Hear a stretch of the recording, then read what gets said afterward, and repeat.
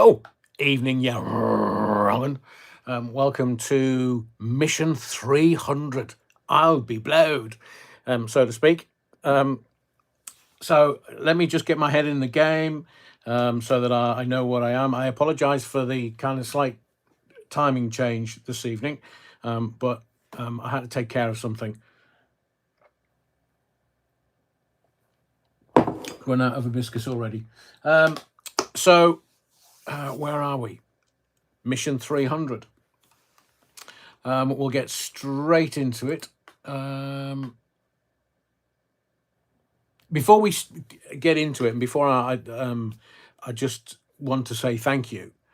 Don't forget the Zeitgeist Barometer. It's really important. It's there for you every single day of the week, of the month, of the year.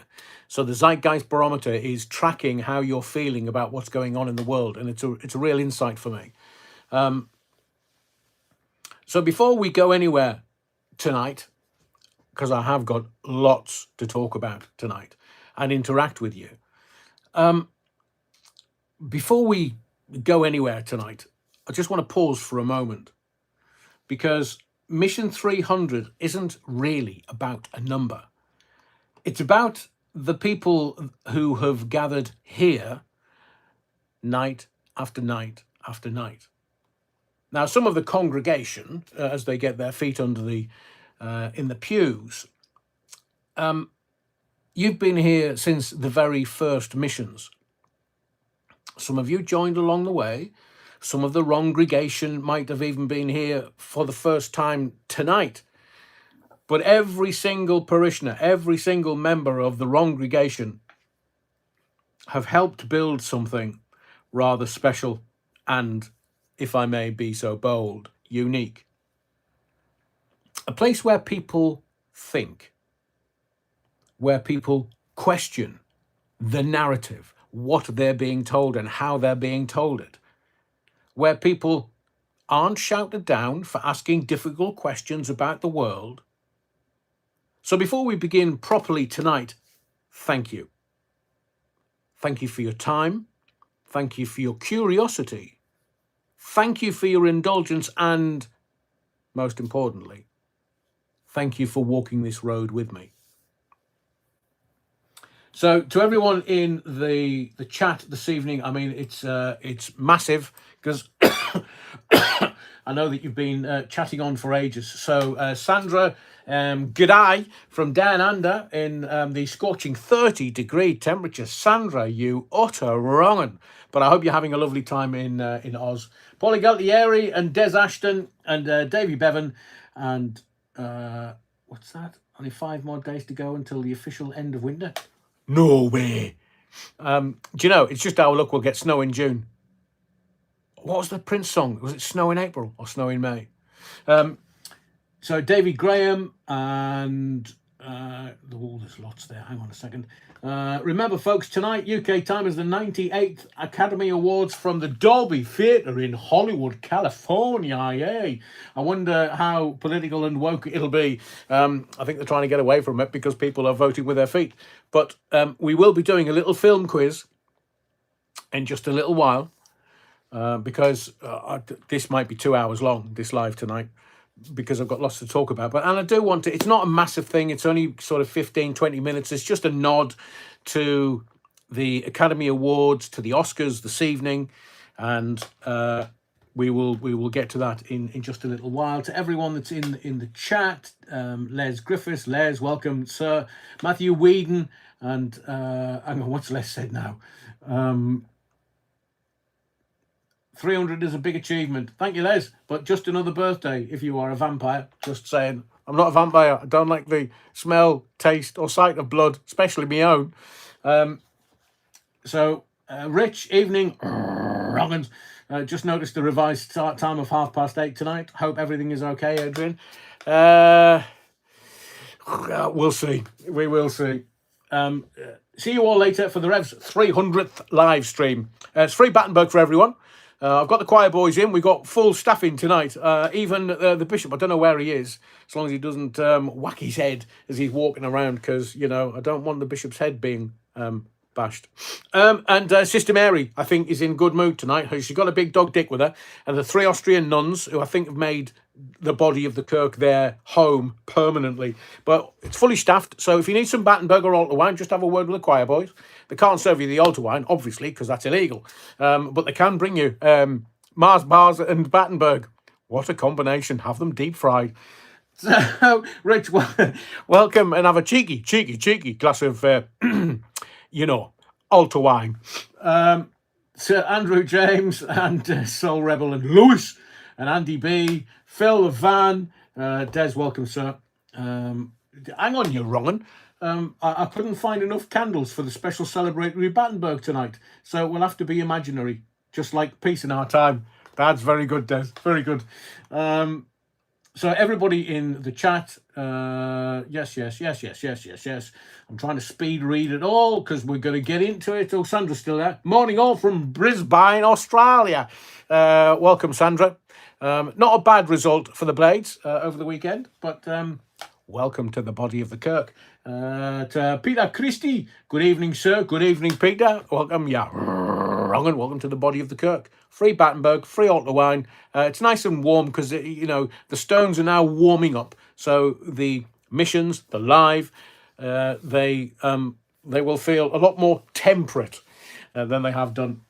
Stephen Hall, evening, Adrian. Evening, Stephen. Neil Cunningham, I was accosted by an Austrian nun on the way in. Quite enjoyable. Hope she used 2 hands, Neil. Cold one and a warm one.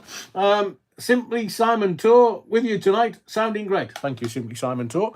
And where's Amalia? I should bloody forgotten again. So welcome to all the regulars. Welcome to the newbies. If you are a newbie, I'll pop your cherry for you if you just let me know that you're a newbie in the chat. And it is mission 300 this evening. Well, I did. That's why I'm rattling around the way I am. So over the last 3 years, this has grown into more than just a broadcast. It's become a gathering. People who return, recognize each other in the chat, and try to bring a little clarity to the chaos together as a gathering. So many have asked how you can support what we're building here. So I'm going to announce it at the beginning of the live. I'll give it a recap later and tell you at the end. Put it in your diary, April 5th. We're doing lots of stuff in the background that you're going to see physically in front of your eyes. On April the 5th this year, we're going to quietly introduce channel memberships. Nothing here changes, because I know a lot of YouTube, and I'm kind of in dialogue with them, sort of. They say, oh, do this and do this and do this. No, that's for the people that don't have talent. I have the most talented and intelligent audience on YouTube. So I'm not going to, it's inclusive, not exclusive. I'm not going to have anybody go, oh, I can't because I can't afford it. Nothing here changes. The lives remain open. The conversations remain open. The mission, more importantly, remains open. But the channel is evolving. New formats are coming. Memberships will open on April the 5th. And I'll tell you more as we get closer. So there's going to be 4 pillars to the channel, not just the lives, the channel itself, the theatre of the mind. It's going to become the Theatre of the Mind with Adrian Allen. It's going to be, we're going to, as in the body of the Kirk, we're going to host a human space inside a digital platform. So what is coming, and I tried it this week just to see what the response was, and the response was wonderful. Thank you to everybody's comments. Monday to Friday, Decoded Daily. We're going to continue with Decoded Daily. It's going to be the Morning Compass. And then I'm in the process of getting conversations together, getting interviews together. I'm on Bad Wolf Project.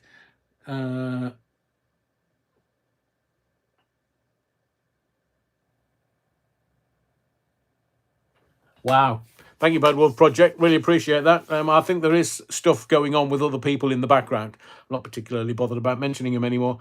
So on a Sunday morning, from April 5th, there's going to be something called Decoded Conversations. So Sunday mornings, we're going to begin something new. Decoded Conversations. Long-form discussions, conversations, interviews, however you want to frame it, with people who are thinking deeply about the world that we're living through. And I'm desperately trying to get an amazing journalist called Leslie Ann Jones, who wrote this book, Love, Freddie. It's available on Amazon. You can get it anywhere. But basically, Freddie Mercury fathered a daughter, and the daughter was given his personal diaries when he died, when he passed away. And those diaries are written about in this. Sadly, his daughter passed away a couple of months ago, but Leslie Ann has agreed to an interview, to a conversation, and I'm very much looking forward to it. She's a national newspaper columnist, and she's an amazing writer. So I'm really looking forward to that, and others, which I won't. It's pointless me telling you who I'm talking to and whether we can arrange it or not. But I have asked a lot of people to come on the channel, and this channel is going to evolve. It's going to evolve into a one-stop. I'm bringing all of my talent, all of my, well, tiny bit, and all of my experience in radio, in newspapers, in editing magazines, in TV. I'm bringing all of it. So Decoded daily, Monday to Friday. Decoded Conversations on a Sunday morning for you to enjoy. There's the Decoded Explained. So 3 mornings a week, we're going to add short explainer pieces, decoding the systems behind the headlines. A bit like we're going to decode Iran tonight, and we'll decode what is happening with Trump and what's happening with Starmer. There's your P45. Now, Foxtrot Oscar. We're going to decode that. But it's inclusive. This channel is about inclusivity. And the lives, of course, are the beating heart of the channel. They're going to remain exactly what it always has been, these gatherings. So I've been working with people in the background, talking to people, opening my contact books, and trying to get people to. I've had a nod from somebody in the intelligence services who've said yes, they'd love to, but it's just about aligning dates and times and maybe studio time. But initially, it's just going to happen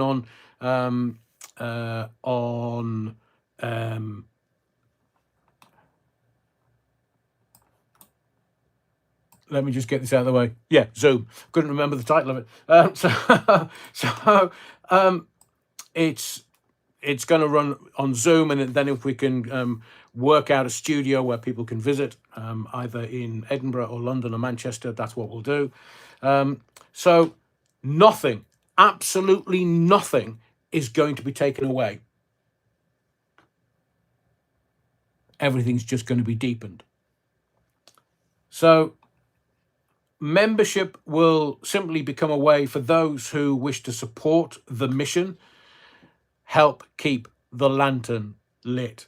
And the lantern illuminates our path for everyone else to follow. So tonight, what we're going to talk about is Netanyahu dead? Where's Wally? Where is he? Has he got 6 fingers? What's going on? Well, we'll talk about that. Yvette Cooper. Honestly, it's a Psychic Adrian wins again, because now all the newspapers are agreeing with me what I was telling them 3 months ago. Not that I want this to be Johnny Big Bollocks in any way, shape or form, but that's when you talk to people like your friends, your family, those close to you, and you talk about watching these lives and interacting with the channel, you can tell them, he told us about this and this and this, and he even said back in January or December last year that Yvette Cooper would be, look, no, it was before January, I'm trying to think which live, because she was in Davos and did an interview on BBC Breakfast. Was it BBC 5 Live? On telly. And I said to you, do not take what's being pumped out from the groove tube and oh, that's the truth, that's the truth. It was a test for Yvette Cooper to see, and the interview was very good. It was very good from the interviewer, and it was very good from Yvette. And then she was on Laura Kuenssberg last week. And I told you, she's being tested. to see whether she can handle the pressure that two-tier free gear Starmer can't handle, because they're looking at the May elections and Labour are literally going to be politically eviscerated. They're gone, they're finished. Everybody has the vote. They're all going to vote in anything but Labour, anything but the Tories, and the Labour Party are finished. Unless, of course,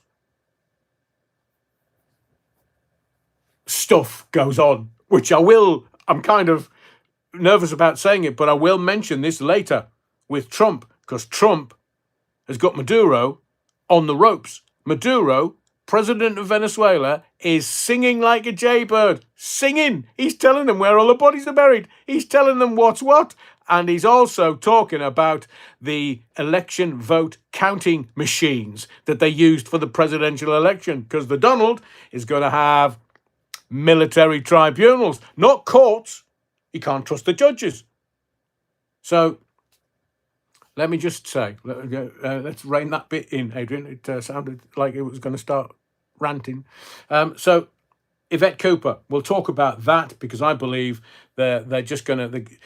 He has to resign. They can't sack him. He has to resign. And when the Labour Party, when the night of long knives happens, metaphorically, and considering how society is nowadays, but it's a metaphorical term, the political night of long knives, and it will end up with Starmer standing in front of camera going, where. I mean, he stammers bad enough as it is. Anybody for rent, boys? So I believe, and I've told you this, I told you this when Yvette Cooper was 11-1. The betting was 11-1. I told you this in December. So they need a safe pair of hands. I believe Yvette Cooper. The others, they're intellectual pygmies. The others, they're never going to be leader of the Parliamentary Labour Party. Yvette Cooper is going to be the next Prime Minister. So what that does is Labour tick a box, female Prime Minister, first one in Labour's 100-year history.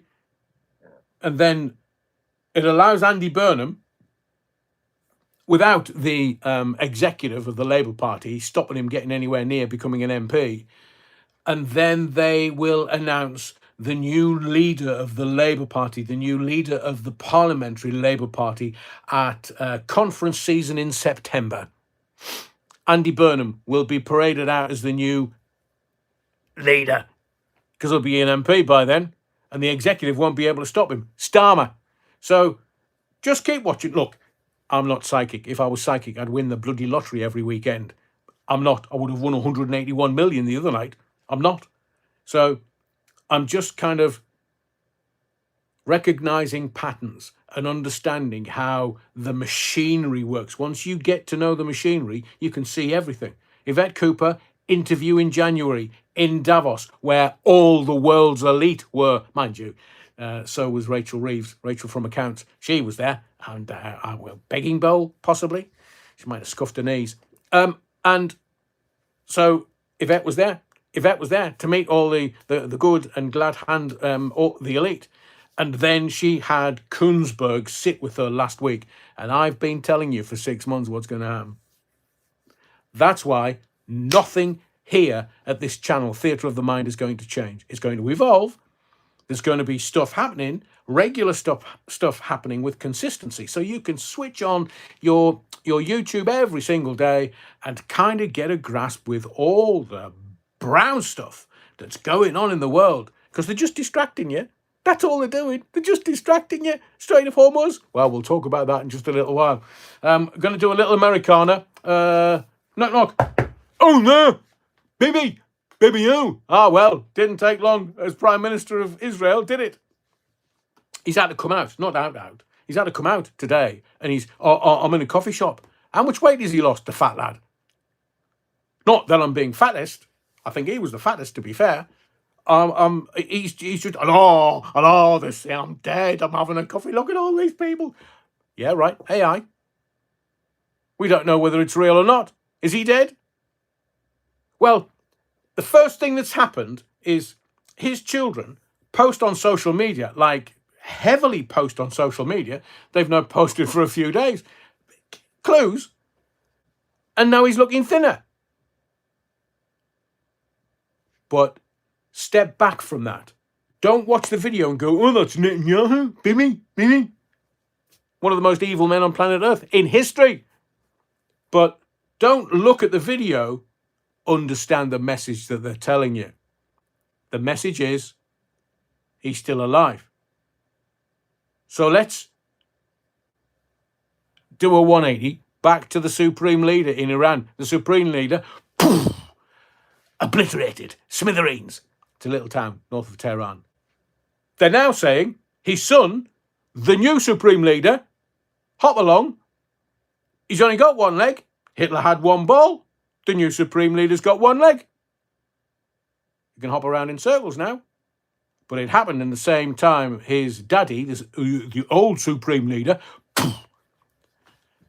smithereens. He was put into an induced coma. Sky Australia were like, oh, he's dead. Yeah, he's dead.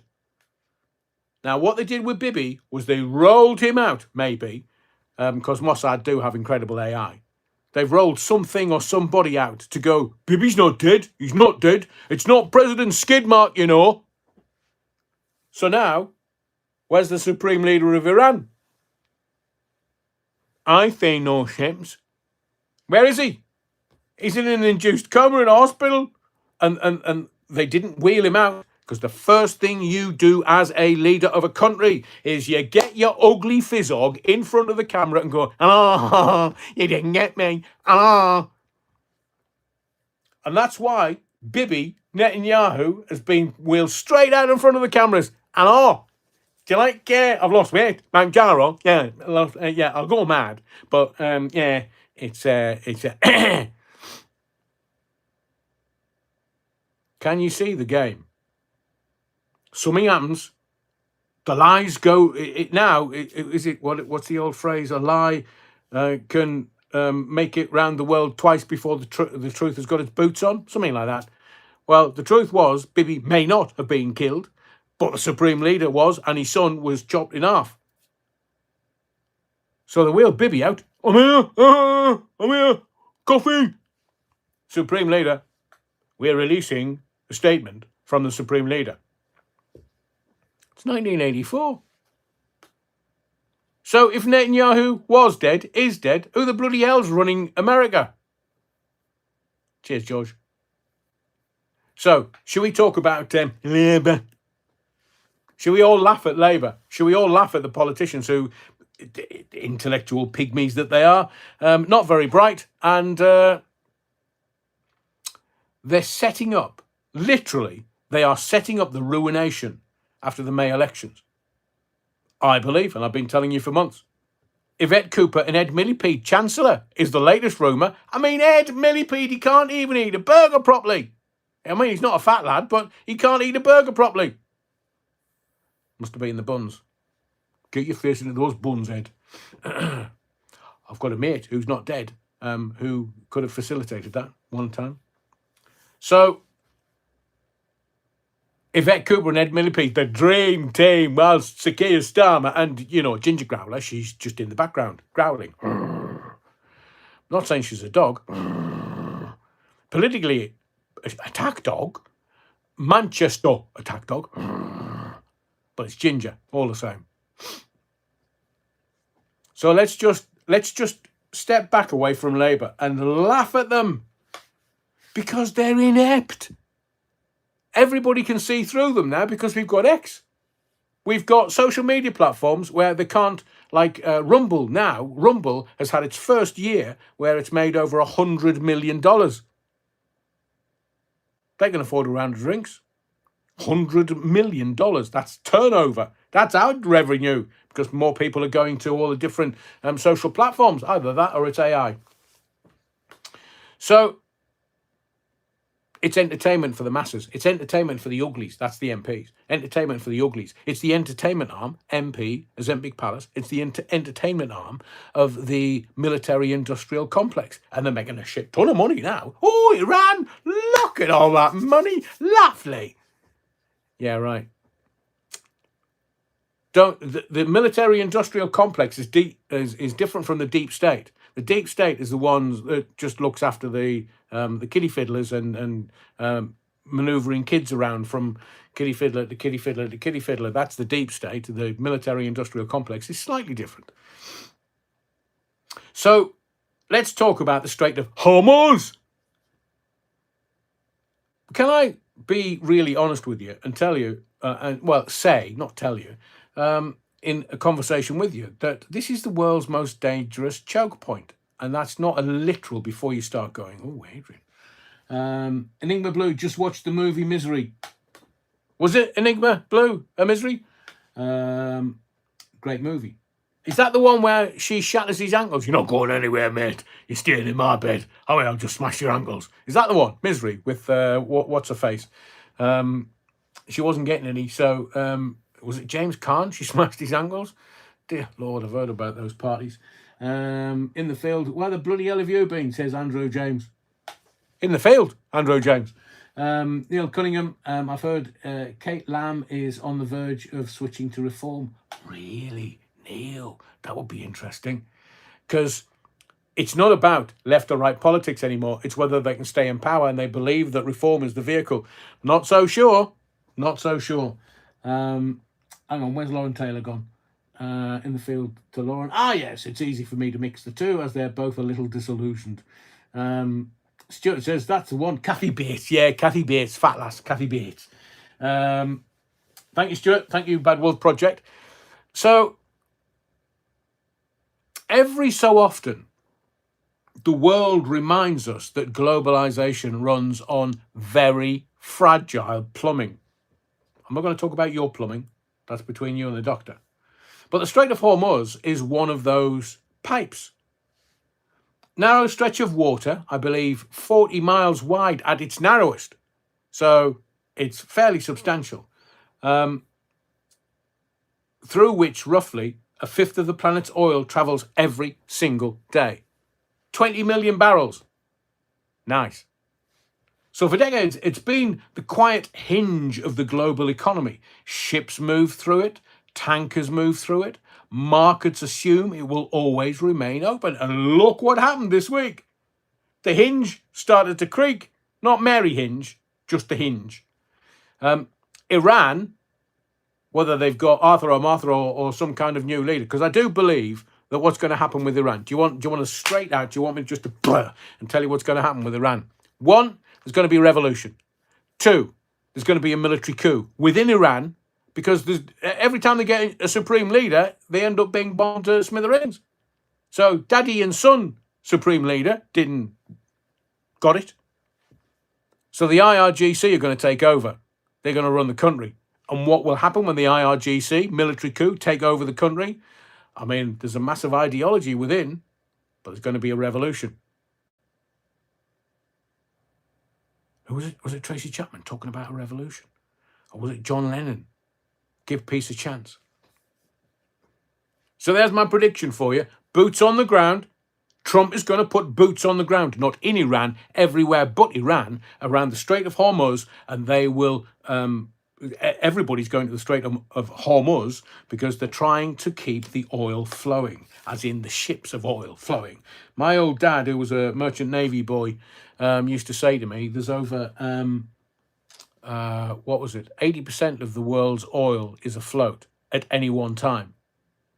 So they're profiteering at the pump. They're profiteering with the ships running around with loads of oil in them. They're profiteering. That's why they're doing what they're doing. That's why they're telling you, oh, Scheisen. No, look at the pump. Look at the pump. We're now at nearly 150 a litre. Oh, you thieving bar stewards. At least Tig Turpin had the decency to wear a bloody mask, you wrong-uns. But that's all that's going on in Iran. Chaos, chaos, chaos, chaos. And I'm trying to bring you clarity in the chaos. So Iran has gone, right, yeah, wrong, or whatever it is in Iranese.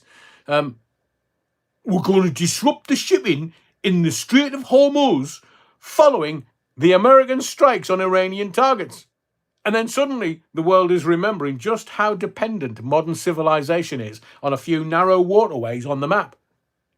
Suez Canal, that's why I've told you, the Ben Gurion Canal running through the center of Israel. to the Eastern Mediterranean. And please remember that Israel is drilling in the East Mediterranean to get the gas and oil, and there's trillions of barrels and square meters of gas under the East Mediterranean. It's going to make Israel billions and billions and billions. And if you now look at energy independence around the globe, whether it's America nicking all the oil reserves from Venezuela, whether it's Putin going, hello, Donald, mate, how are you? Can you let me sell some barrels to China? No. Are you sure, Donald? Because we're not letting you sell China the oil from Venezuela. No, I'm keeping it for America. Right, well, in which case, then just let us bugger about. Back to Prince Andrew. So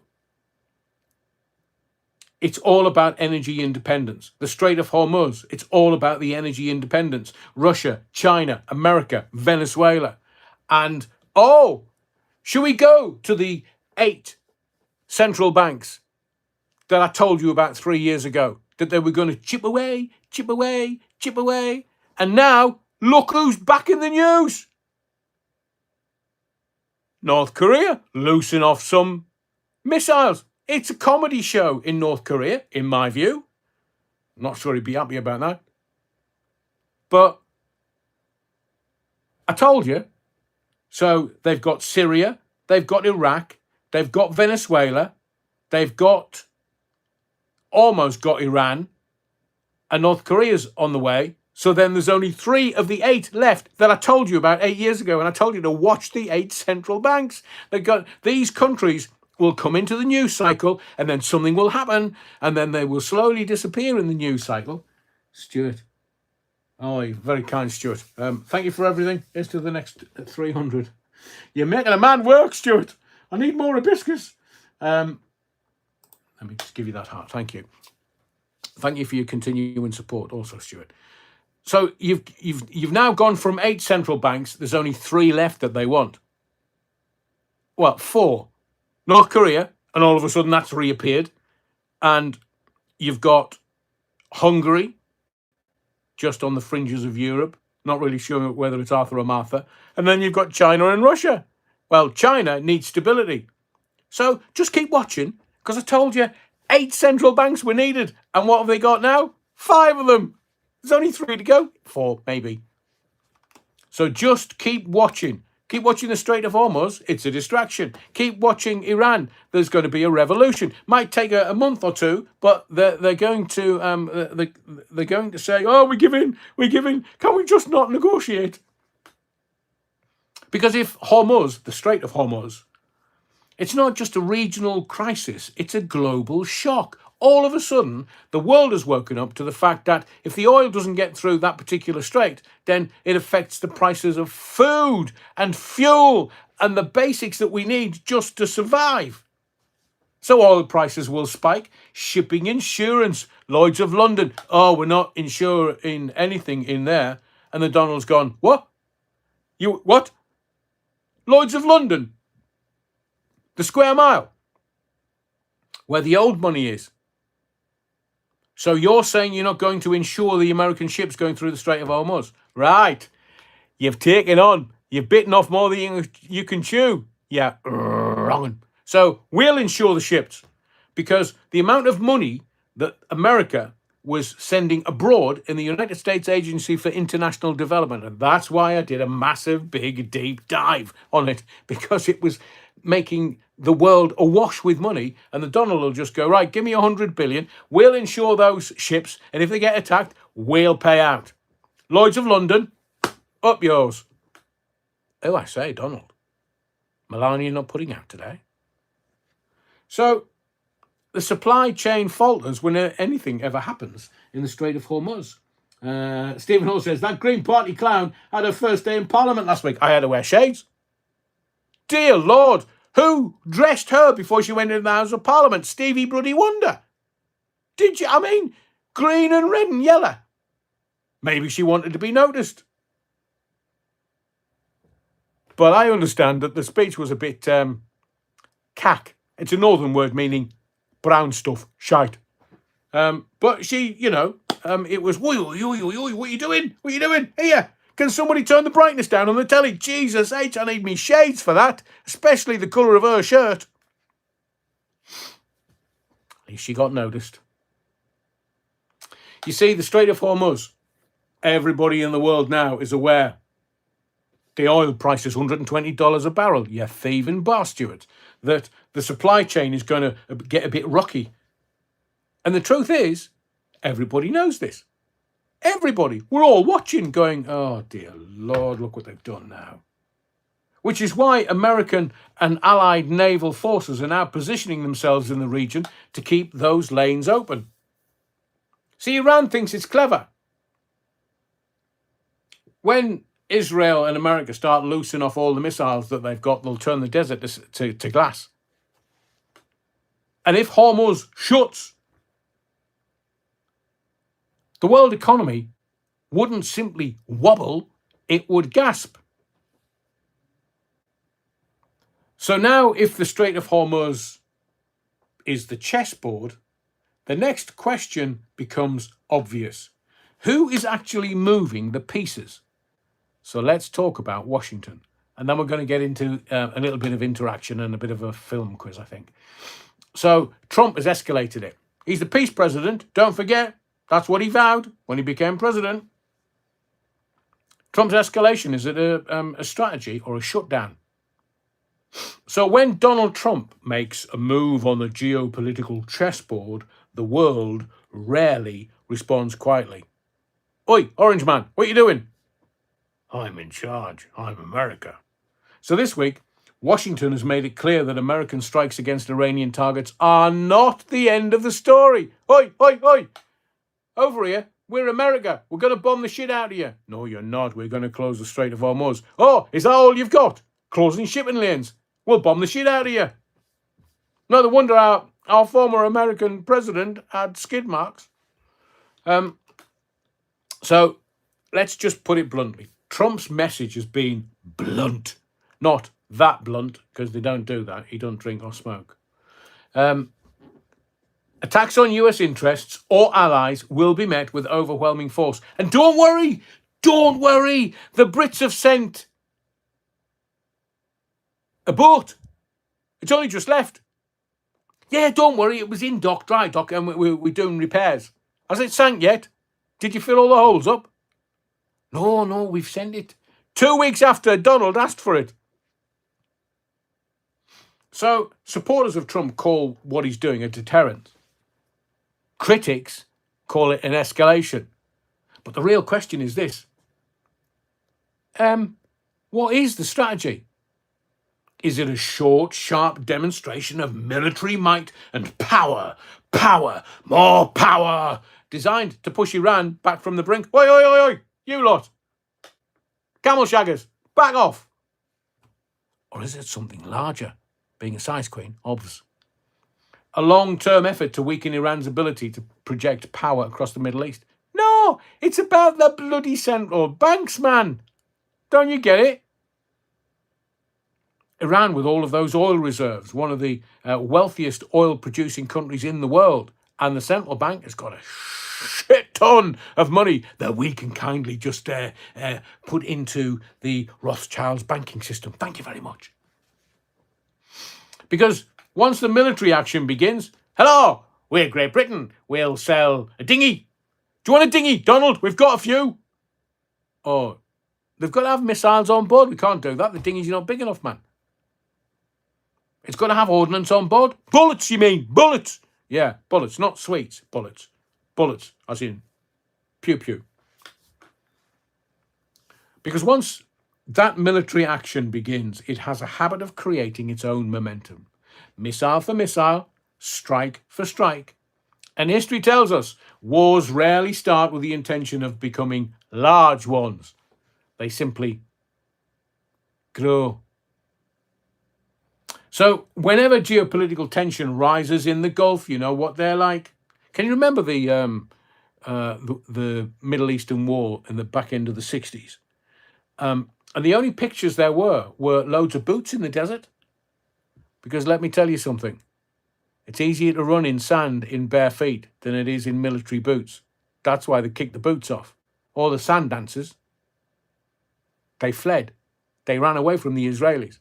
That's why the Israelis won. And that's why there was all these boots left in the desert. Easier to run in bare feet in sand than it is in boots. So if the geopolitical tension goes up in the Gulf, something else moves almost immediately. Not missiles, not markets. Well, the first market to react is always oil. So they'll make you nervous. What was the first casualty of war is always the truth. And in the fog of war, it's what they put in their daily newspapers. And what was the first thing that they did? Shock at the pumps. Panic at the pumps. You can't get any fuel. So shall we park the heavy stuff? Fancy a quiz? I only remember Vietnam, says P.T. Ham. P.T. Ham, welcome to the body of the Kirk. But the thing is, we're too sophisticated now. We have too much knowledge. Because if anything happens worldwide, like you and I, we can have a gathering on a Sunday, Monday and Wednesday, and we can chew everything over and we can work out what is happening.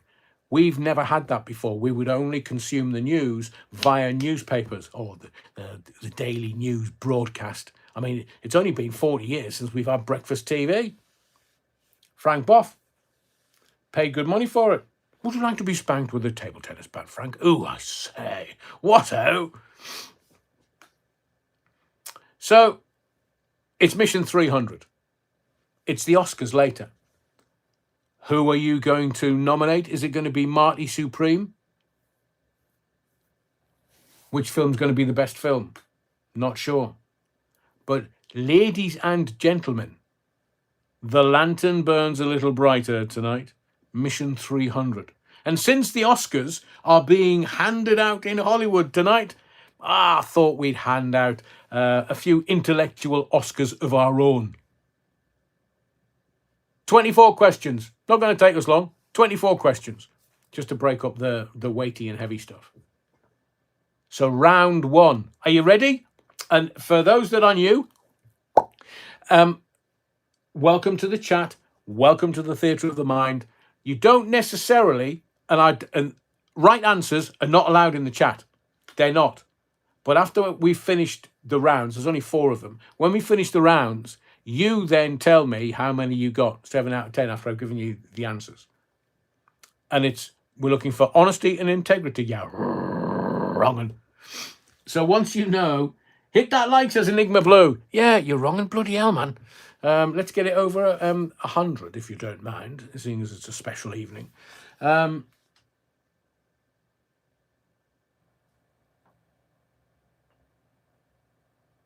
is John Bon Jovi not very well? Didn't.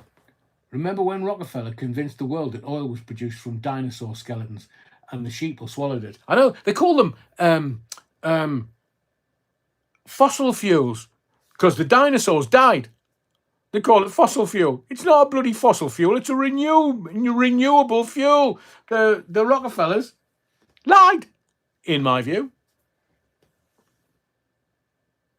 Oh, interesting, Soul Rebel. Give it to Sinners. I've watched the Leonardo DiCaprio film, which first 20 minutes is a tough watch. I mean, really tough. But then, I can't remember the name of it. John's voice isn't well. The Leonardo DiCaprio film might get best film. I haven't watched Sinners yet. From what I've read, it's a bit dull. So, Gangs of New York, what a film that was, Enigma Blue. So, if you're sitting comfortably, let's play with this Oscars quiz as a little homage. I'm just squeezing me tit for a little homage to Oscars this evening. Why do they call it Oscar? Have you noticed what it looks like? The Oscar statuette. Not going to tell you here. We're going to have a quiz. One battle after another. Thank you, Enver. Yes, thank you, Soul Rebel. That one, I watched the first 20 minutes thinking, Jesus H, what's this all about? It's an assault on the senses. And then it kind of settles down and I got the story arc and I got it all because I like to think my way through films. But shall we? The Mission 300 Oscars quiz. Shall we play a game? Fire away, says Buck. Foxtrot Oscar, says Enigma Blue. Geordie Nicholas, I hate movies. There, you have it. Oh, Geordie Nicholas. Couldn't get past 10 minutes. Female boss, of course. Worked up. So rebel. Yeah, aye. So, round one. Best Picture Legends. No Google. No AI. It's just from your cranium. Not you cranium. Your cranium. So it's kind of a warm-up round, warm one. And everybody, absolutely everybody, knows most of these. So question one, which 1997 epic about a doomed ocean liner won 11 Oscars, including Best Picture? Question number one, which 1997 epic about a doomed ocean liner won 11 Oscars, including Best Picture?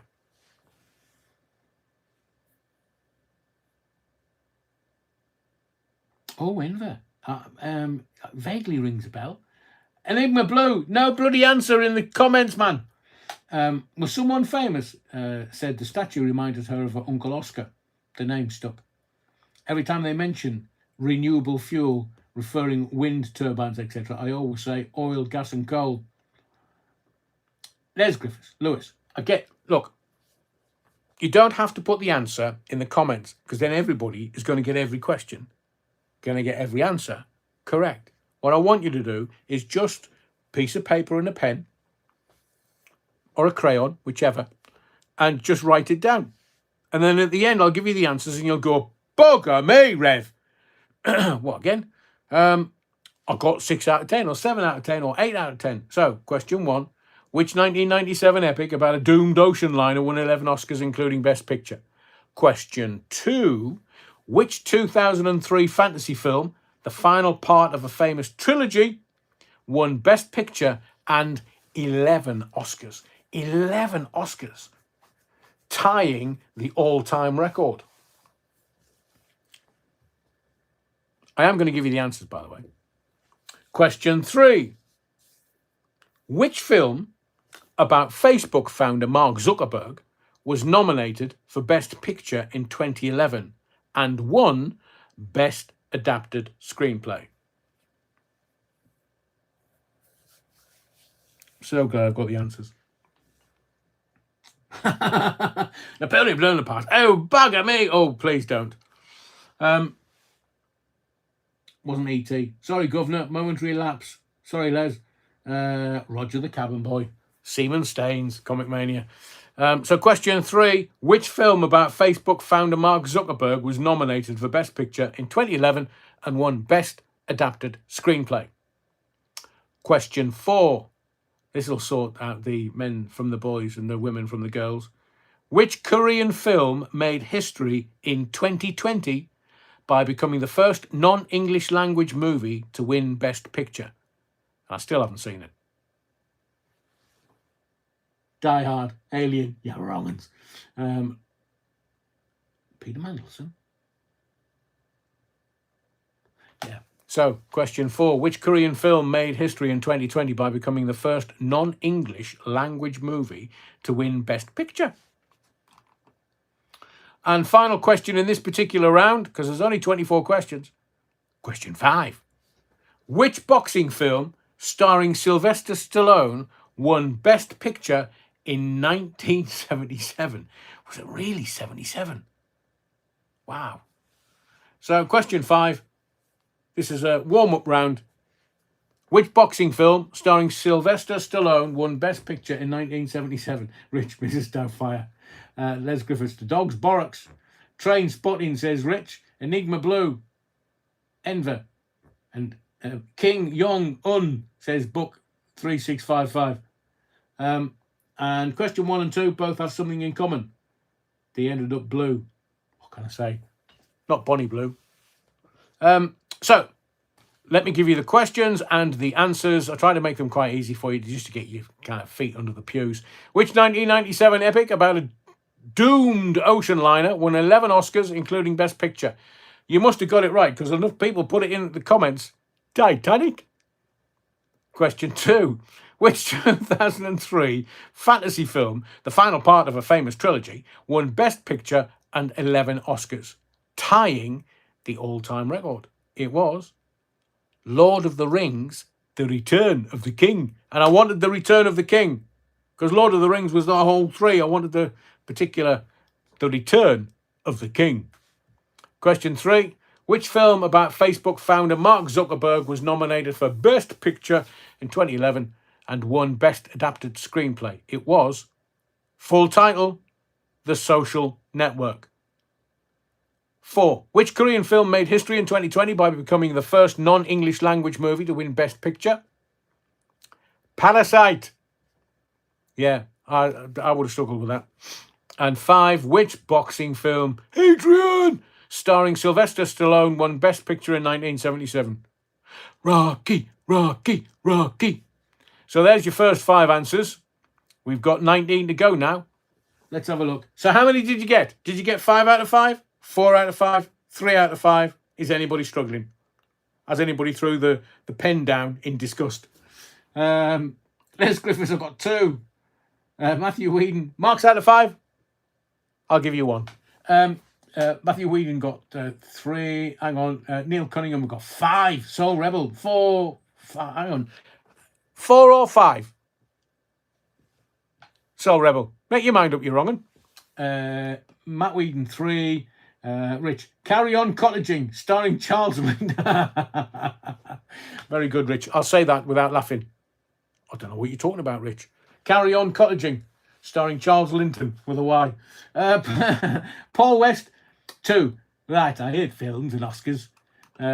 Comic Mania, I've got 2. Bad Wolf, 3. Tom Harney's, 4. Book, 3. Karina, 1. Were you distracted by a cuppa or something, Karina? Stephen Hall, 2. Enver. Sandra got 3 in 30 Degree Heat. Blimey, Sandra. Les Griffiths, Sheldon would have had the answers before the questions were asked. Brilliant, Les. Des Ashton got 4. Lewis says he's struggling. Both our middle names. Mine and yours, Lewis. Andrew James, 4. And Arokida, I threw the pen down in disgust. Animated. So, thank you to everyone that took part. 4 out of 5, says Cell Rebel. Right, I get it. Okay. Enigma Blue, I win. PT Ham, 1. So let's go to round 2. Hopefully you'll get more. These are Oscar-winning performances. 5 questions, 5 answers. These are actors and iconic roles. So, question 6. Who won Best Actor for playing Freddie Mercury in Bohemian Rhapsody? Who won Best Actor for playing Freddie Mercury in Bohemian Rhapsody? Stephen Hall. Carry On Plumber, starring Hannah Spencer. If she came to my door saying, right, I'm your plumber, I'd be like, whoa, what are you wearing, man? Do you give free shades away? Don't put the answers in the chat. Keep hold of them and then tell me how many you got at the end.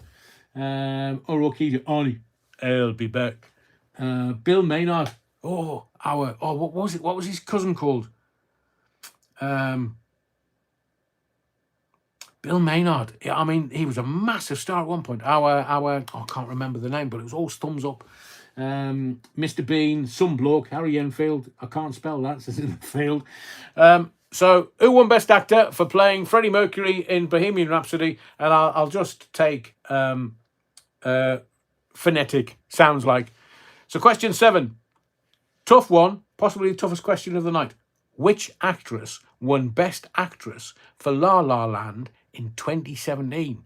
Now, it's only 9 years ago. Which actress won Best Actress for La La Land in 2017? Selwyn Froggatt, of course. Rich, brilliant, thank you. Our Morris, says Comic Mania. Selwyn Froggatt, I know, Les. Wellwyn Froggatt, Magic Hour Morris, says Neil Cunningham. Liz Trust. Oh, she might have done. So, question 7. Which actress won Best Actress for La La Land in 2017? I never watched it. You see, there's a kind of person that likes musical theatre, musical film. I'm not one of them. Although I have seen some musicals, Mrs. Doubtfire being one of them, I thought was brilliant. Brilliant. So, but I'm too straight. Question 8. Which actor won an Oscar for playing the Joker in The Dark Knight? Oh, I say. Which actor won an Oscar for playing the Joker in The Dark Knight? Stephen Hall. Yes, Ginger Growler. Was Bill Maynard in Heartbeat? I think so, or Orkida. He might not have been playing Selwyn Froggatt, though. Celebrity Squares. Gives a bag of nuts, says Sid James. Teletubbies. Tony Blair. No, Rich. Charles Linton. He's deed, says Enigma Blue. Milliband. No. So, question 9. Who won Best Actress for playing Margaret Thatcher in The Iron Lady? And it was. She had Margaret Thatcher to a T. Greengrass. Isn't that where Ginger Growler lives, says Des Ashton? Well, La La Land. Very good. So, question 9. Who won Best Actress for playing Margaret Thatcher in The Iron Lady? And question 10, end of round 2. Which actor won Best Actor for The King's Speech? So, question 9. The Dark Knight. Albert Metcalf, you're wrong. Question 9. Who won Best Actress for playing Margaret Thatcher in The Iron Lady? And question 10. Which actor won Best Actor for The King's Speech? Are you ready? Right. Who won Oscar for playing Freddie Mercury in Bohemian Rhapsody? Rami Malek. So long as it sounds like, I'll take it. Which actress won Best Actress for La La Land in 2017? Emma Stone. Which actor won an Oscar for playing the Joker in The Dark Knight? Heath Ledger. Who won Best Actress for playing Margaret Thatcher in The Iron Lady? Meryl Streep. And which actor won Best Actor for The King's Speech? Colin Firth. So, how many out of those 5 did you get? 2 rounds down. 2 more to go, ish. Ken Dodd. Rich. I can't remember. Enigma Blue. 4 correct. Neil Cunningham, same. Matthew Whedon, 2. Oh, I say. In the field. What do you mean half? You got Malik or you got Rami? Ramifications. Rich, 0. Orkidea, 1. Buck, 2. Andrew James, 2. Paul West. Says Mr. Babbage. Sandra Whittam got 2. And Karina, he didn't get any. Blimey.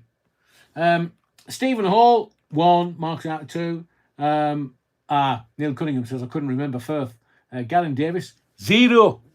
And don't worry, after we finish the quiz, we're going back to the juicy stuff. Karen Boo, I've got 3. Was Firth at... was Firth in the double deckers? Well, Brinsley Schwartz was from Aswad. He was in the double deckers, and I think Colin Firth might have been. But that was like over 50 years ago, nearly 60 years ago. On a bone, on the double decker, and there's always a fat lad. There's always a fat one. And it was fabulous. Banana Splits was better. Des Ashton got 4. I didn't get any. It was being mugged off by a puppy, says the Bad Wolf Project. Albert Metcalf, 3. Lewis, 1. Les Griffiths. I lost track. The missus was yakking in my ear. And Neil Cunningham's put us right. That was Peter Firth, not Colin Firth, from the same Firth family. Whether the Firth or Forth. I do a lot better with music, says Stephen Hall. Colin Firth, Mr. Darcy. Oh, I say. And Napoleon blown apart. 0 out of 5. Yay! So, however many you got, I hope your running total means you've got more than 1. Round 3. Recognise the film. So I'm going to describe the plot. You name the film. Not that difficult. So we'll try one out. Question 11. A young wizard discovers his magical destiny and attends Hogwarts School of Witchcraft and Wizardry. I mean, surely everybody's going to get at least 1. A young wizard discovers his magical destiny and attends Hogwarts School of Witchcraft and Wizardry. Peter Fall Columbo. Bloody hell, Enigma Blue. What are you talking about? Have you been on strong coffee or something? Yoda, says Buck. Napoleon blown apart. Oh, yes, it is. Question 12. A man with an IQ of 75 accidentally becomes a hero in Vietnam and meets several US presidents. What could that be? Life is like a box of chocolates. A man with an IQ of 75 accidentally becomes a hero in Vietnam and meets several US presidents. Whiplash. We're back to Frank Buff again. Question 13. A group of criminals plan an elaborate casino heist in Las Vegas, led by Danny Ocean. So a group of criminals plan an elaborate casino heist in Las Vegas, led by Danny Ocean. Then he moved to Greece. Walter Mitty, Bill Clinton, Jamie and the Magic Torch. Depends what he did with it in the field. Question 14. A sinking ship forces a rich girl and a poor artist to fight for survival.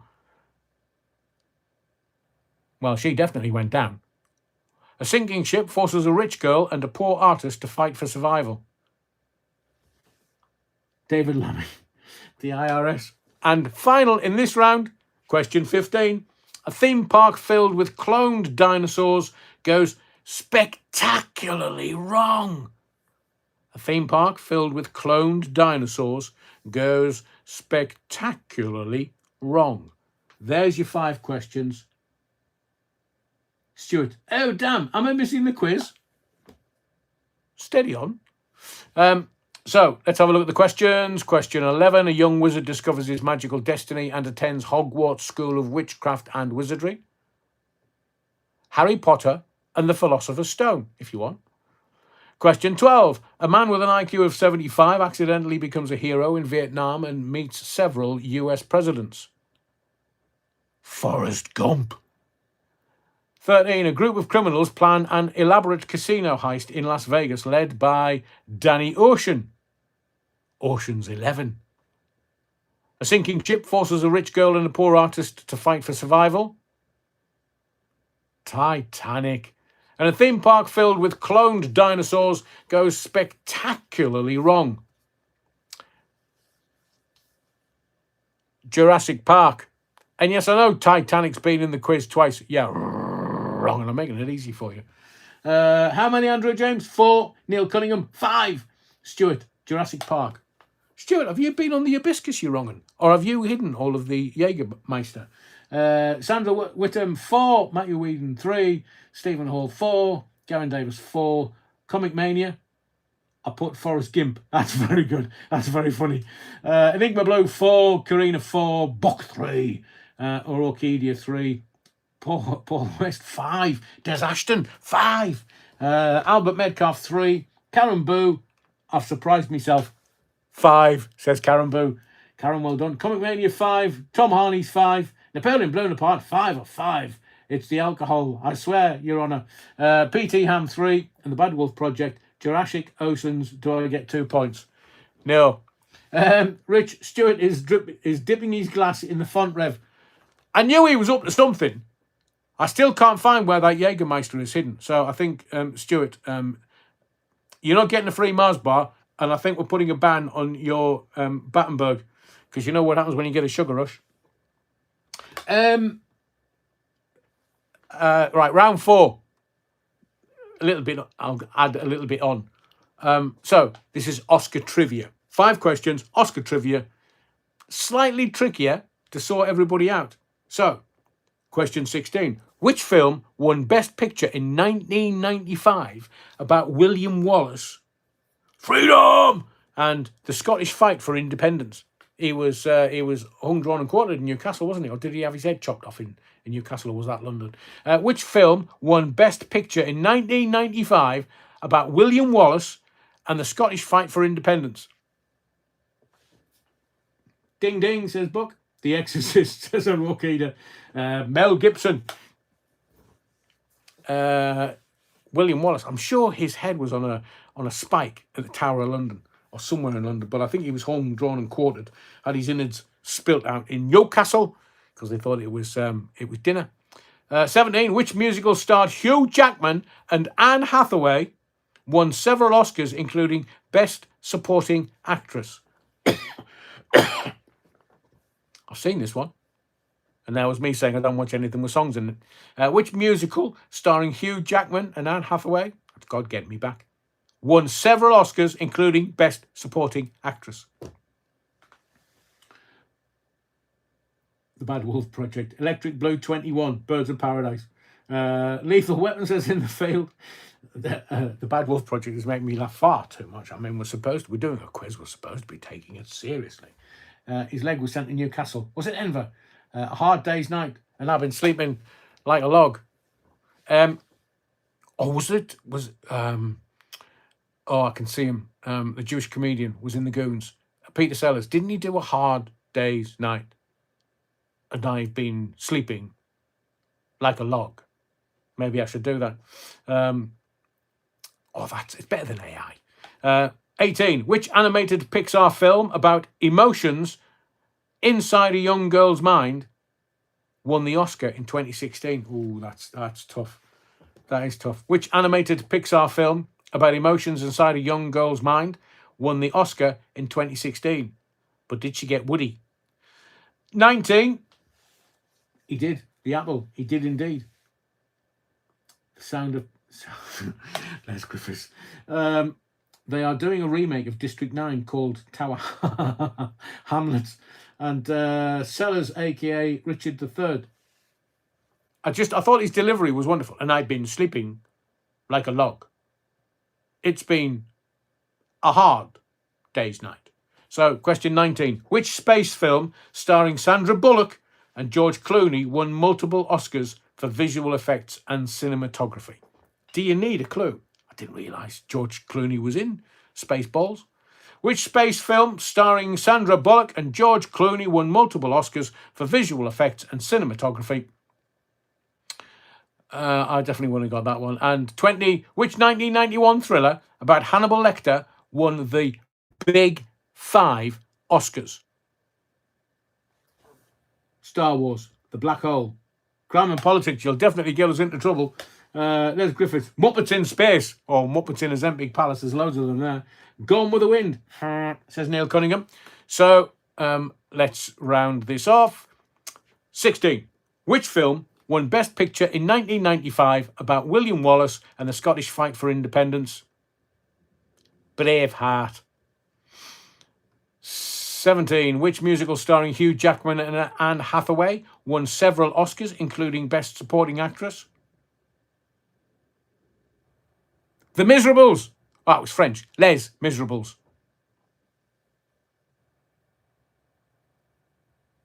I thought it was the showman thing. Anyway, 18. Which animated Pixar film about emotions inside a young girl's mind won the Oscar in 2016? Enver, that is funny. Inside Out. Inside Out. Which space film starring Sandra Bullock and George Clooney won multiple Oscars for visual effects and cinematography? It was Gravity. That's funny. Was it not called Nicola Non-Binary Jimmy Cranky? Well, we've all heard the rumours of the Crankies. And 20, which 1991... What do you mean you've never heard the rumours? I'm not going to tell you here. I can get sued. You like to watch Crankies. He like watching the Crankies. Which 1991 thriller about Hannibal Lecter won the Big 5 Oscars? Silence of the Lamb. In the field, did you genuinely put Spaceballs? I was trying to be funny, you're wrong. Schwing, says the Bad Wolf Project. Rabsy Nesbitt's wife. And the comb over. Silence of the Lambs. Neil Cunningham got 4. So how many did you get? Most of the rumours are true. Can't be sued for the truth. There is that, Enver. There is that. A little Chianti with the fava beans Enigma Blue. Matt Whedon, 2. Tom Harney's, blimey, 5 again. Paul West, 2. And Comic Mania, 3. Enigma Blue and Karina got 3. Andrew James, 2. Karen Bull, 4. Stephen Hall. Des Ashton, 5. In the field, 2. Garen Davis 3, BTM 3. Crime and Politics. The best things about being a conspiracy theorist is being proved right repeatedly and on a daily basis. Crime and Politics news. So, bonus lightning round. I'm going to give you fast fire questions to you, and I want you to put the answers in the chat. So, fastest finger first, fast fire questions, answers in the chat. Question 21. Who directed Titanic? I'll wait for you. Sheldon got 10. In the field, 9.5 in total. No picking on the thicker at the back. Pass, says Matthew Eden. Enigma Blue's the first one. Timmy Mallet says, book Neil Cunningham, Spielberg. No. Orkidi got it. Bad Wolf Project got it. Stewart got it. Tom Harney's got it. Damn Birdseye, says Les Griffiths. Richard's got it. Crime and Politics News got it. No, well, half a point. Right surname, wrong first name. Yeah, wrong. White Star Line, I read it in the book, says Andrew James. Don't know, says Sandra Whittam. So it was James Cameron. Congratulations, Karina and Napoleon Bonaparte, P.T. Ham in the field. Not David Cameron, you're wrong. He's the pig fucker. He left his kids in the pub. Well, wouldn't you? So, question 22. Again, answers in the chat. What film won Best Picture in 2024 about the atomic bomb? Don't care about the spelling. Don't worry about it. Which film won Best Picture in 2024 about the atomic bomb?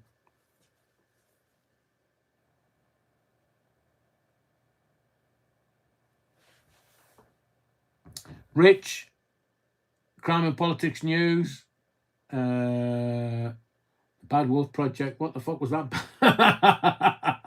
What the fuck was that bang? Enver got it. Yeah, Enigma Blue says that crap movie. Comic Mania, Tom Harney, Stewart, Albert Metcalf, Offing. Oh, I say Epstein again. Not a clue, says Stephen Hall. Big Bang, says Paul West. Big Bang Theory. Sylvia Bailey. Matthew Wheaton. Stingray. No, not even close. Anything can happen in the next half hour. Sandra Whittam and Napoleon Bonaparte. Damn my memory. Whoops, Apocalypse. No, I nailed it, says Les Griffiths and Des Ashton. Oppenheimer. No, Oppenheimer. Yeah, I saw what you were doing there, Des. Flashbang says Bucking in the field. Chitty, bang, bang. It was Oppenheimer. 2 more questions. Speed round. Which film features the quote, "Here's looking at you, kid"? Comedy opening. Question 23. Which film features the quote, "Here's looking at you, kid"? And it wasn't Jeffrey Epstein, before you say anything.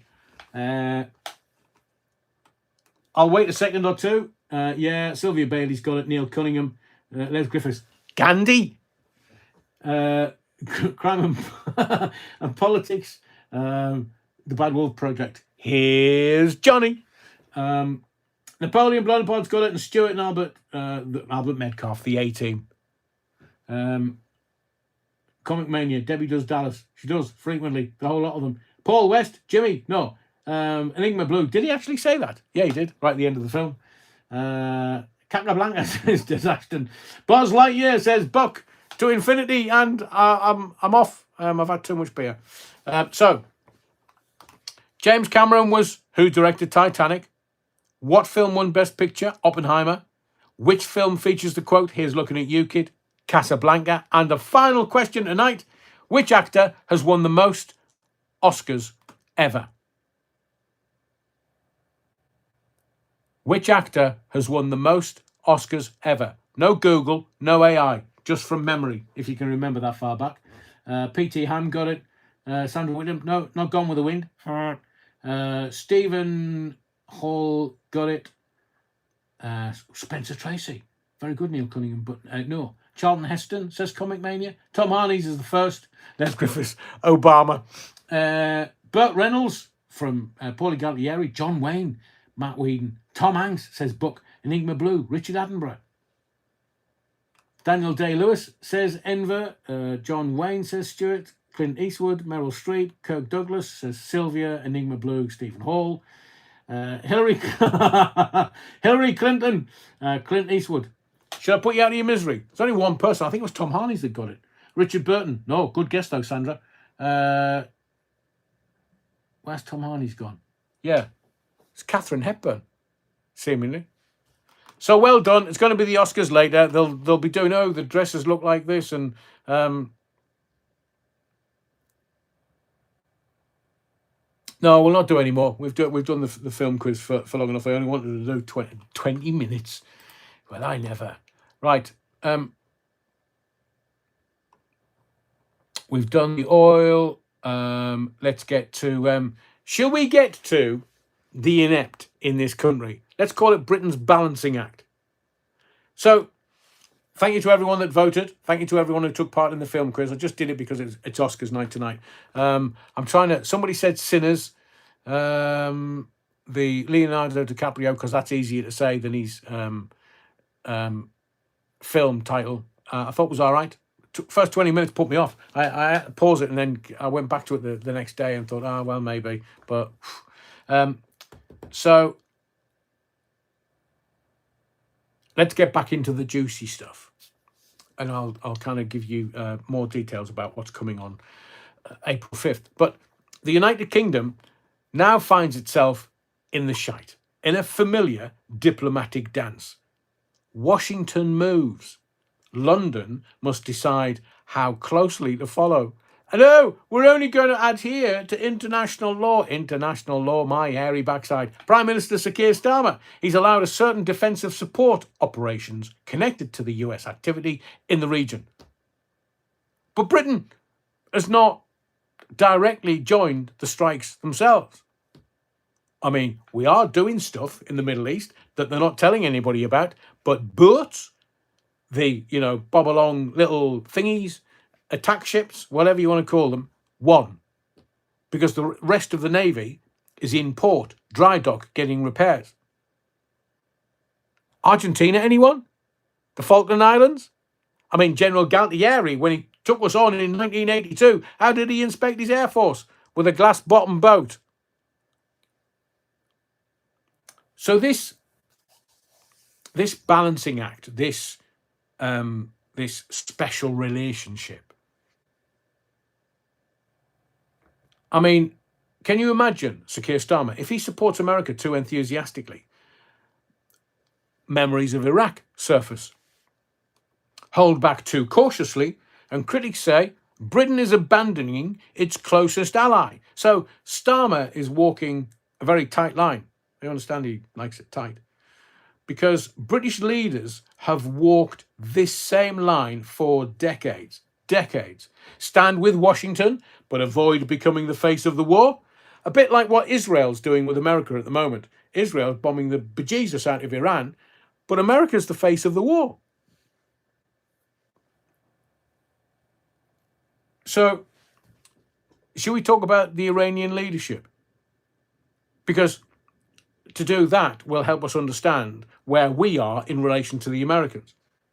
But to understand where this conflict might go next, we need to look inside Iran itself. Because wars are not only fought with weapons, they are also fought inside governments. So the Iranian leadership question. One of the strangest aspects of this particular conflict is the uncertainty around Iran's leadership. Moments of crisis expose power structures. And Iran's system is complicated. A mix of clerical authority, ideology, military influence, and political institutions that sometimes operate behind closed doors.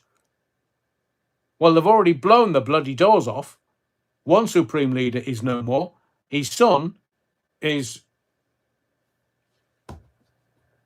in a coma with one of his legs missing, seemingly, and teeth missing and ribs and stuff. But when this spinning orb hears conflicting reports about who is in control or about the health or status of a senior figure, it reminds us of something more important. We often assume governments are monolithic. but many of them are fragile coalitions of competing power centres. Look at Italy. It's a permanent coalition government in Italy. So when the pressure increases, internally or externally, those cracks can begin to show. And I'll give you the prediction for Iran. It's not going to be long.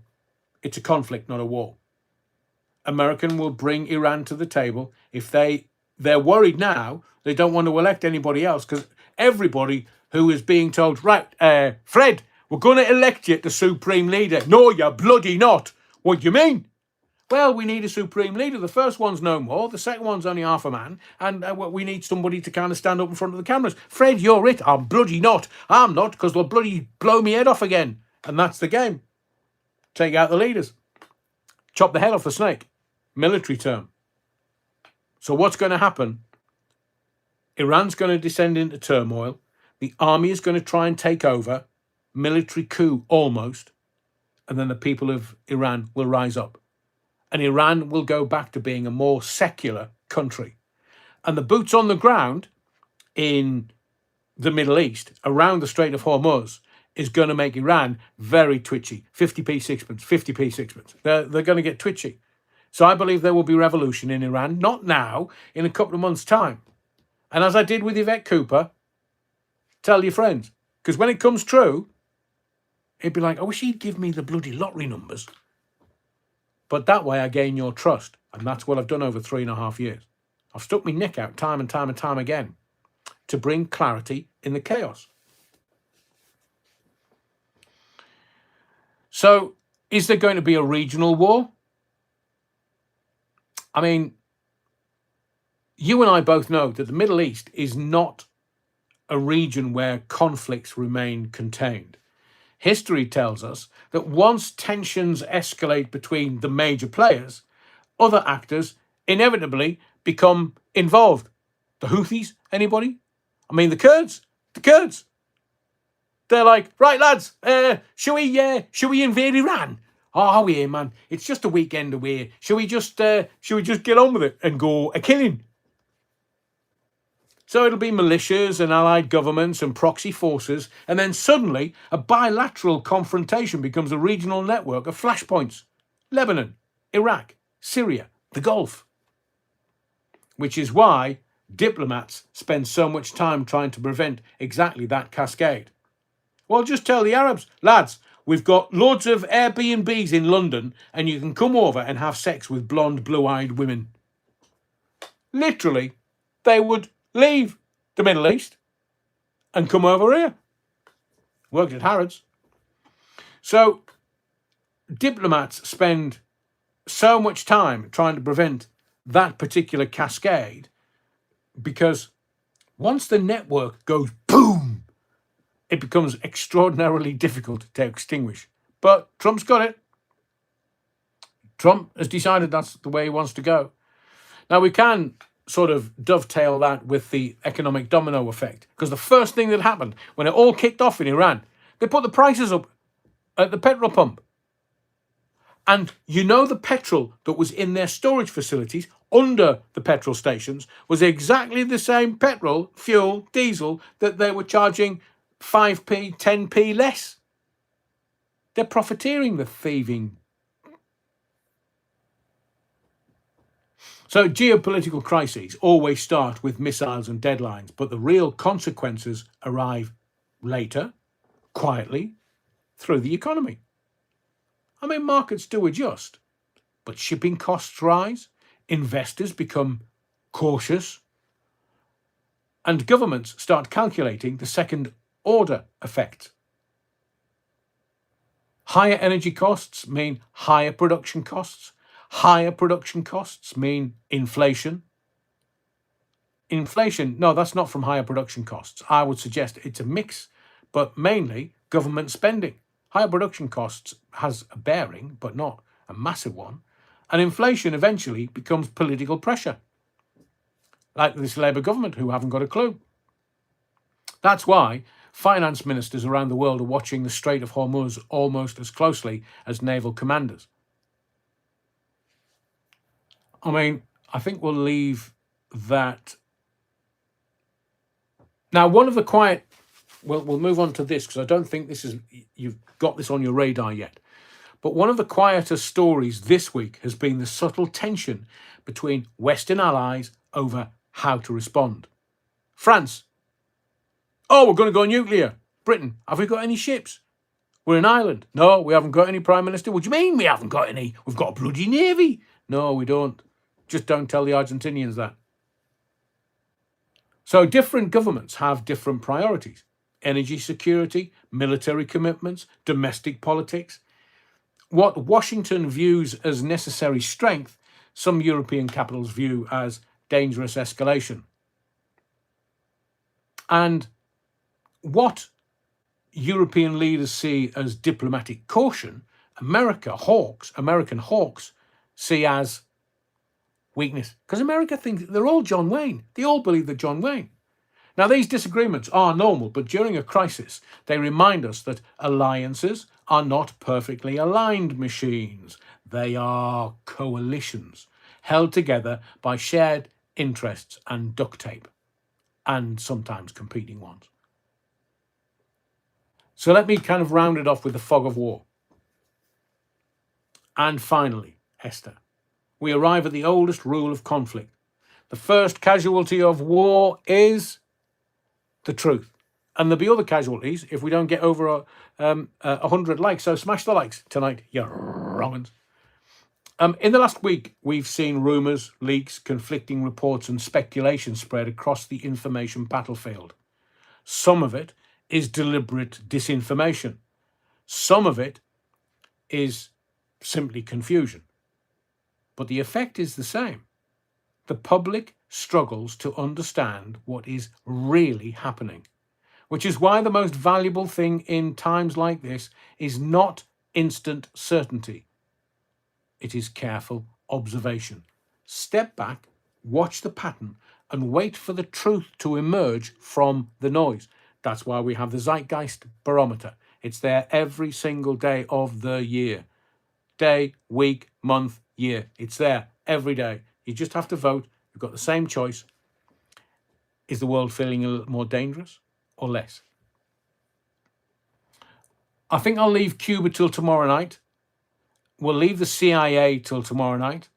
We'll leave Epstein's prison guards till tomorrow night because one of them made suspicious cash deposits before Epstein's death. So we'll do that tomorrow night.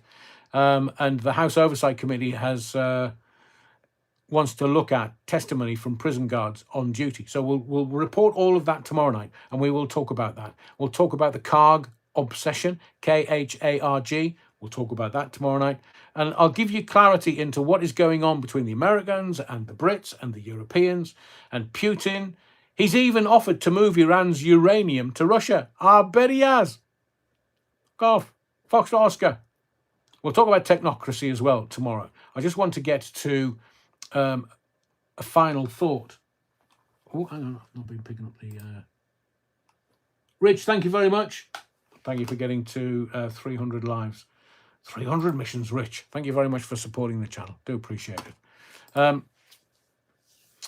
So, now that we've reached mission 300, it feels to me like the right moment to talk about where this gathering is going next. These gatherings, missions, lives will always remain. Sunday, Monday, and Wednesday. But I'm going to outline the ecosystem. As I say, there's going to be 4 pillars. There's going to be a lot of content. These lives produce so much content. I literally could be uploading 100 pieces of content per day, but I'm not going to because that's just overkill. Well, I'd rather have quality over quantity. So we're going to do Decoded Daily, and if you haven't seen that already, go and have a look. We've been working on it in the background. It's going to be your morning compass. You'll wake up every morning, including tomorrow, and that compass will be there. The morning compass is going to be your moral compass. It's going to be your compass for the day. And I will decode it to start your day, including all the front papers. We're going to have the interview or a decoded conversation on a Sunday morning. Really looking forward to that.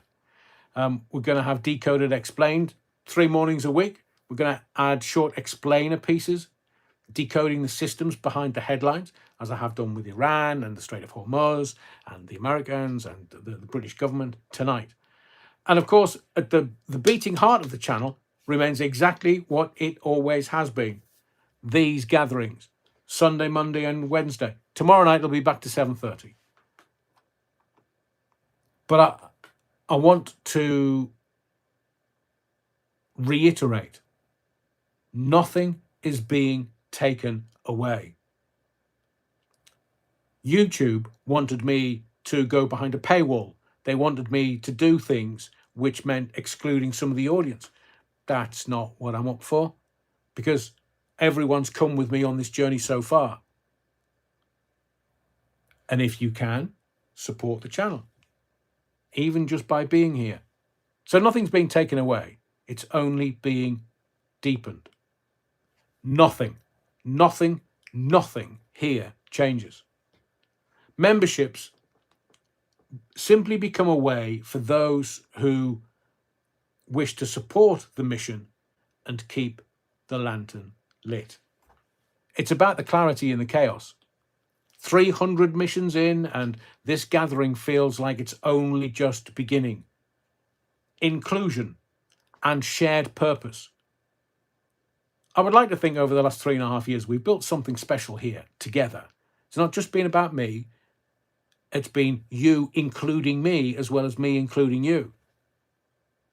We've had challenges in the chat. I go away and do my research, and if somebody's right, they're right.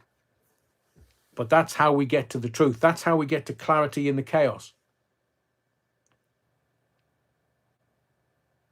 And if you value what we're building here, this place where we try to bring clarity to the chaos, memberships will open on April 5th for those who wish to support the mission. 300 missions, over 500 hours worth of content. 300 evenings where you and I, we've gathered here.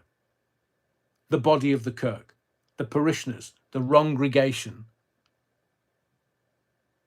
We've gathered here, looked out at the world and tried to make sense of it together. Now, when I first switched on the camera all those years ago, let alone months, I had no idea what this would become. I didn't. But what has slowly emerged here isn't, in my very humble view, just a YouTube channel. It's something much more valuable. A community of people who are paying attention and come here for knowledge, wisdom, and understanding. People, the congregation, the congregation, who understand that the world is moving through one of those moments in history where the old assumptions are breaking apart. Politics is shifting. Economies are shifting. Power itself is shifting. And when that happens, confusion becomes the currency of the age. Noise everywhere. Certainty nowhere. But what I want to do with the channel is not only bring clarity to your chaos, the world chaos, because everybody is shouting.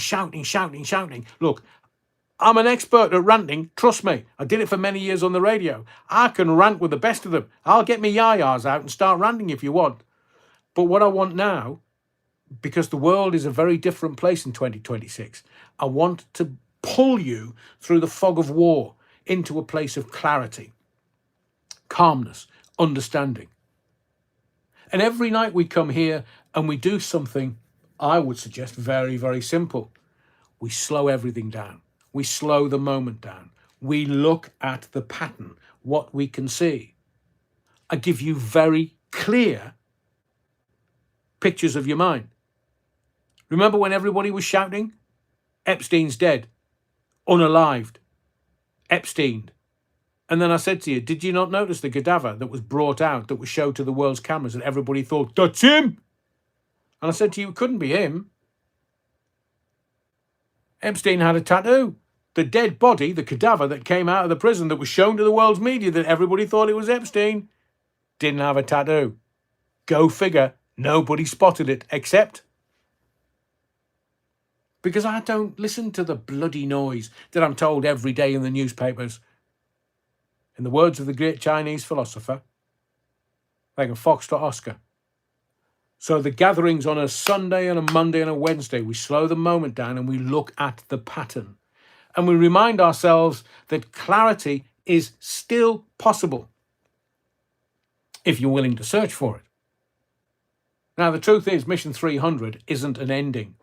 It's simply a marker on the road. Because the journey we're on, I would like to think together, I know this strange, fascinating attempt to understand the world in real time is only just beginning. So wherever you are tonight, we've got people in America, in Australia, Napoleon Bonaparte in America, and we've got Sandra Whittam sunning her bod in 30-degree heat. Brisbane, bloody hell. So Sandra's having a rare old time and has come to the live from Australia. So wherever you're watching from in the UK, wherever you are tonight, you could be across Europe, United States. We've got Bad Wolf Project in France, Europe, United States, Australia, Canada, or somewhere I've never even visited. Thank you for being part of this lantern-lit wrongregation. And remember, when the noise gets louder, step back from it. Look for the pattern and keep your lantern lit.